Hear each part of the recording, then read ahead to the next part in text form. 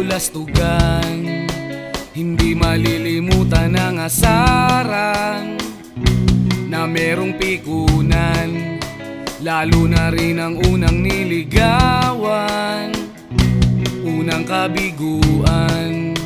At dyan nasiseryoso ang usapan, ang pagdadamayan ng tunay at tapat na kaibigan. Kung mga buwan,